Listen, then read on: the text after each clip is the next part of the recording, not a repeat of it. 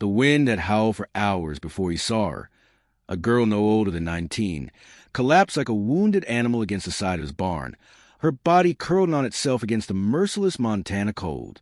She wore nothing but a thin cotton dress, soaked and clinging to her skin, and her bare feet were streaked red with blood, half covered by torn stockings. Her lips were tinged blue, and her eyes, wide and glassy, blinked slowly as if she could barely hold on. Thaddeus Holloway stood just inside the barn's open door, the snow swirling violently around him, stunned by the sight. He lived 15 miles from the nearest town, alone on the mountain since the sickness took his wife and son. No rider would have braved this weather. No carriage could have made it through. And yet here she was. No tracks in the snow, no explanation, just her. He took a cautious step closer. Her teeth chattered with such force it sounded like bones knocking together. When she looked up, her eyes were the sharp green of pine needles, frantic and pleading. "Please," she said, her voice barely carried by the wind. "I don't want to cause trouble." For 6 long years, Thaddeus had kept to himself. No company, no neighbors, just him and the ghost that lived in the silence of his cabin. He hadn't spoken to another living soul since burying Martha and little Samuel. He'd gotten used to the quiet, relied on it. But this girl, this half-frozen stranger, was dying right on his land. He looked down at the heavy wool coat wrapped around his frame, the only thing shielding him from the same fate creeping into her bones. The storm wouldn't let up by morning. He wasn't even sure the food and firewood he had would last more than a day. And still, "What's your name?" he asked, crouching beside her. She swallowed hard. Celeste May Whitmore. Whitmore. The name tugged at something familiar. Redemption Ridge, the preacher's family. That tight-fisted community up north where women had no voice and boys were whipped for asking questions about the Bible. He'd heard stories. "How did you end up all the way out here, Celeste May?" She squeezed her eyes shut, tears instantly freezing on her lashes. "They said I brought shame. Accused me of something I didn't do." Her voice broke. "Said I tempted a man and refused to follow through." Thaddeus clenched his jaw. He could imagine exactly how it had happened. He knew towns like that, men like that. They didn't need proof. Just a girl's silence was guilt enough. Her body jerked with another violent shiver. She was slipping fast. He hesitated just a heartbeat more before tearing off his coat and wrapping it tightly around her shoulders. The cold hit him like a hammer, but he didn't flinch. He scooped her into his arms as gently as if lifting a child. "No," she whispered weakly. "You'll freeze." "I've got a fire going inside," he said, heading toward the cabin. What he didn't tell her was that the firewood was nearly gone. The last of the seasoned logs had burned that morning, and all that remained was green timber, damp and smoky, barely enough to last a night. But it would have to do. Inside, the cabin was dim and spare. One stone hearth, a battered table, and a single bed. He set her down near the fire and immediately fed the flames, coaxing whatever heat he could from the reluctant wood. "You got to get out of that wet dress," he said, keeping his eyes on the fire. She stiffened, alarm flickering in her eyes. "I'm not going to hurt you," he added quickly. "I've got some of Martha's old clothes. You look about her size." She gasped quietly at the name. "My wife," he explained, his voice rougher than intended. "Passed 6 years ago." From the old trunk in the corner, he pulled out a faded brown dress that still smelled faintly of lavender. It had been Martha's favorite, the one she wore to church every Sunday. "Here," he said, placing it gently on the bed and turning his back. "You change. I'll wait by the door." He heard the rustle of fabric behind him, and for a moment, memory threatened to overwhelm him. Martha brushing her hair, humming off-key, smiling at him from across this same room. "I'm ready," Celeste said softly. When he turned around, the firelight caught her face, and something in his chest twisted. She looked like something sacred, something out of reach, but she also looked afraid, grateful, but uncertain, unsure whether she was safe or in even greater danger now. "Thank you," she said, "for all of it." Thaddeus nodded and knelt by the fire, stoking it again. It was weak, and the cold was beginning to creep back in. "Tell me the truth," he said. "What really happened?" She hesitated, then spoke quietly. "There's a deputy in town. Carson. Said I let him on, met him alone, promised things I never did. I only ever told him good morning at church." Thaddeus's hand tightened on the poker. He knew Carson, knew the kind of power that badge gave him in a place like Redemption Ridge. "And your family believe him." She nodded.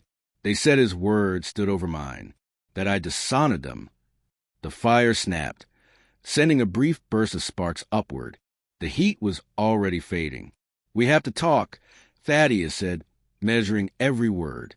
"There's only one bed, and if we're going to survive this night, we're going to need to share it. For warmth." She froze, staring at him. "I'm not suggesting anything improper," he added. "I'm saying if we don't, we'll both be dead by morning." Her voice was barely audible. "How do I know I can trust you?" He looked her in the eyes, steady and certain. "Because if I meant you harm, I wouldn't be asking." She didn't speak for a long time. Finally, she whispered, "You loved your wife. I can tell. What makes you say that?" "The way you held her dress. The way you said her name." He looked away, feeling the old ache swell again. "Martha was the best thing that ever happened to me. When I lost her, I almost didn't make it. Came close to giving up." "That's not weakness," she said. "That's love." Silence fell again, the fire now little more than a glow of embers. The coal was moving in fast. "If you were me," she said suddenly, "and your whole world had turned its back on you, if your own family left you to die, what would you hope someone would do?" Thaddeus understood. She wasn't just talking about surviving the storm. He stood and crossed the room slowly, lifting the heavy quilt from bed. Without a word, he offered her his hand. She hesitated, then took it. They lay side by side under the covers, facing away from each other, the silence between them slowly turning from fear to something else. Not trust yet, but the first fragile threads of it. Outside, the wind howled on, but inside, the two of them breathed in sync, and the warmth they shared was just enough to hold back the cold. The storm hadn't let up, not even for a second. Snow slammed against the cabin like fists, and the darkness outside was so thick, it felt like the world ended just beyond the walls. Inside, she lay beside him on the narrow bed, her body curled away, trembling. She was trying to be strong, to hide the way the cold gnawed at her bones, but Thaddeus could feel her shivering from where he lay, even with a pile of blankets thrown over them. "I'm fine," she whispered when he asked, her voice sharp with frost. But she wasn't. They were too far apart. Body heat meant nothing if there was air between them. Thaddeus hesitated, then said quietly, "We need to be closer." She didn't answer at first. Then, barely above a breath, "How close?" "Enough for the warmth to matter. Right now, we're just dying next to each other." She turned in the dark. I've never even been this near a man before." There was no judgment in her voice, just fear and innocence, and the kind of hesitation born from a life where even eye contact was policed. "I won't touch you unless you say so," he told her. "And I won't do anything but keep you warm. That's a promise I swear on the grave of my wife." It took a long moment before she nodded and shifted an inch toward him, then another, until they were close enough to share breath. Her body was stiff as a board, every muscle braced. "I'm going to put my arm around you, just for warmth." He felt her gnawed against his chest. Slowly, carefully, he draped his arm across her middle. She flinched, but didn't pull away. Gradually, her trembling started to fade. "Better?" he asked. She gave the faintest whisper. "Yes, thank you." They lay in silence after that, the fire behind them little more than a dying ember. He tried to ignore how right it felt to have another person beside him again, how her hair smelled like winter and something sweet. But then her voice broke the stillness. "Can I ask something?" "Of course." "Do you think I'm ruined now? For staying here? For this?" The question hit harder than he expected. "No," he said. "Staying alive is not something to be ashamed of. But if anyone ever finds out, the kind of people who'd punish you for surviving a blizzard don't deserve a say in who you are." She didn't respond right away. Then, softly, "What was your wife like?" He exhaled slowly. She had a laugh that made everything feel lighter. Used to sing while she baked. Off-key always, but she didn't care. She was kind in a way most people aren't. She would have helped me, Celeste said. She wouldn't have hesitated. And your son? Samuel was 4 when the fever came. Smart, curious, always asking questions. Martha passed 3 days after he did. After that, I stopped talking. A small hand reached for his in the dark. Her fingers twined with his, light and tentative. I'm sorry. That touch, it undid something in him. 6 years without another human hand in his. Without a voice like hers whispering something real. He didn't know what to say back. Then came a sound that cut through the quiet, like a blade. Hoofbeats. Drawing closer. Celeste froze against him. They've come for me, she breathed, barely audible. Thaddeus was already out of bed, crossing the cabin in 3 strides to grab the rifle hanging on the wall. He knew before she said it what this was. He could feel it in his gut. Heavy knocks pounded against the door. Not timid. Demanding. Do you open it? He whispered. Or do we wait? 3 voices outside. At least. Then one of them called out. Holloway, we know you're in there. That voice. Thaddeus recognized it. Deputy Carson. We're looking for a runaway. Girl by the name of Celeste Whitmore. Her family's worried sick. From the bed, Celeste gave a bitter little laugh. Worried for their reputation, maybe. I haven't seen anyone, Thaddeus shouted back. Been snowed in all day.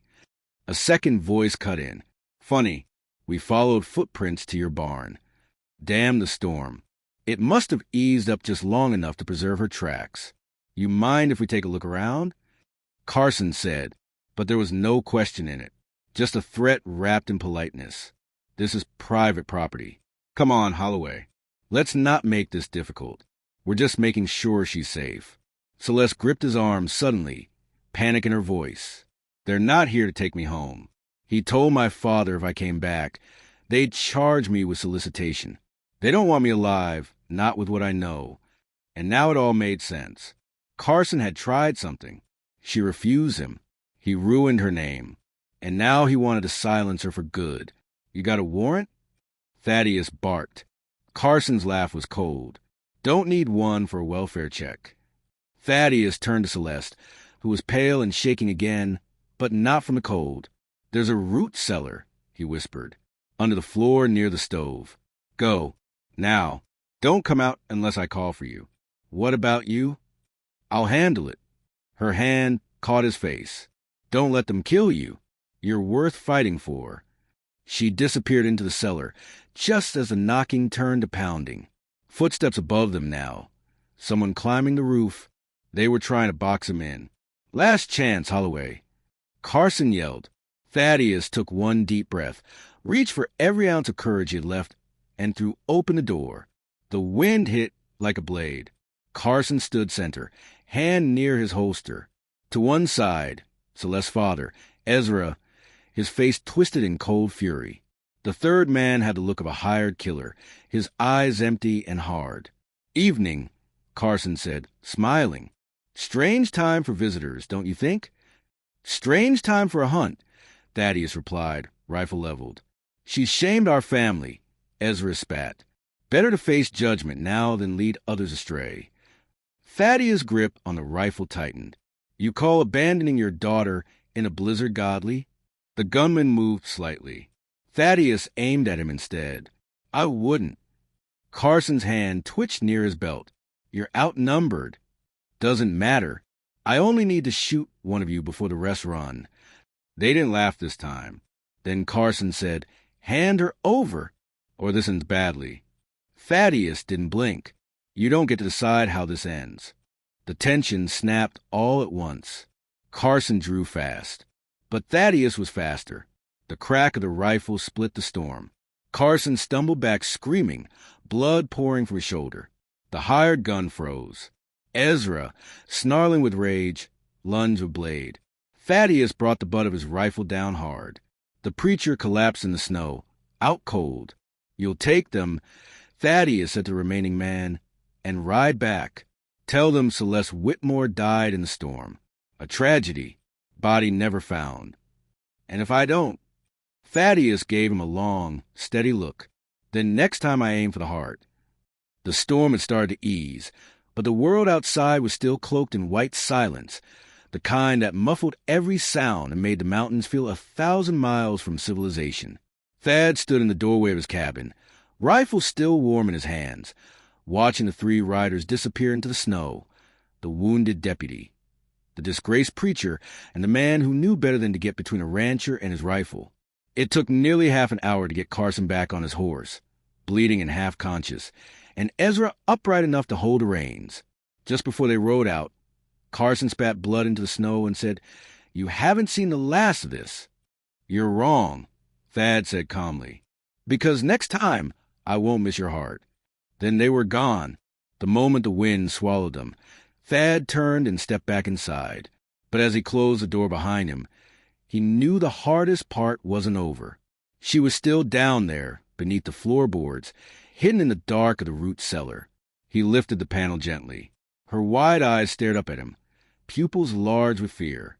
"They're gone," he told her, offering a hand. "But we need to talk." By the fading light of the fire, she sat wrapped in every blanket they owned while Thad stirred the coals, trying to draw a little more heat from the last stubborn log. Outside, the wind had begun to die, but morning was still hours off. "I heard a shot," she said. He didn't look up. Carson went for his gun. "I put one in his shoulder. Should keep him from pulling another stunt like that." "You could have died," she whispered. He let out a long breath. "Yes." "Why?" Her voice cracked. "Why would you risk your life for me?" Thad stared into the flickering fire. 6 years ago, while I was in town for supplies, someone broke into this cabin. Martha, my wife, was here. He hurt her, and when she told folks what happened, no one believed her. Said she must have wanted it. Said a good woman wouldn't fight back unless she had something to hide. Celeste's breath caught. "Sound familiar?" Thad asked quietly. "I'm sorry," she murmured. She never really recovered. Not from the attack. Not from the shame. When the fever came, she didn't fight. I think she was tired of it all, of the judgment, the whispers. He finally looked up, his eyes steady. "When I found you out there, I saw a second chance to do what I couldn't do for Martha, to protect someone who deserved it." They sat in silence for a while. The wind rattled the shutters, softer now. "What happens to me?" she asked finally. "I can't go back.